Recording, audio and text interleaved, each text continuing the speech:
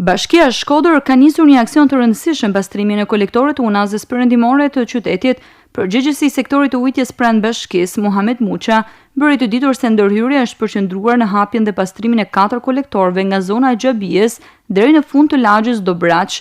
Sipas tij, këta kolektor nuk ishin pastruar asnjëherë më parë, çka kishte krijuar probleme të vazhdueshme me evadimin e ujërave të bardha, veçanërisht gjatë rreshjeve. Me kolektorin që do të pjesës austriakut deri në dalje të livadëve të Shkodrës, në këtë kuadër po vazhdojmë edhe me kolektorët e tjerë. Pra disa ditë ne pastrojmë kolektorin të pjesa mas prokurorisë, që kap linjën e ujrave të bardha të pjesës të Xhabijeve dhe deri në Parruc.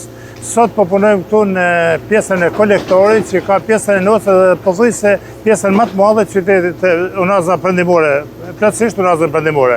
Kjo është veçare sepse është një kanal i cili pothuajse nuk është pastruar ndonjëherë, me që këtu ka shëndet 70 vjeçare.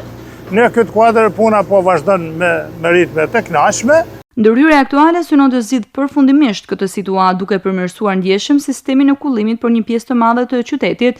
Ndërkohë, bashkia ka vijuar me hapjen dhe pastrimin e kanaleve kulluese në disa njësi administrative të Shkodrës, me qëllim përmirësimin e infrastrukturës ujitëse dhe mbështetjen e bujqësisë në këtë zona. Këto ndërhyrje janë pjesë e një programi më të gjerë për përmirësimin e kushteve të jetesës dhe zhvillimin e sektorit bujqësor në territorin e Bashkisë Shkodër.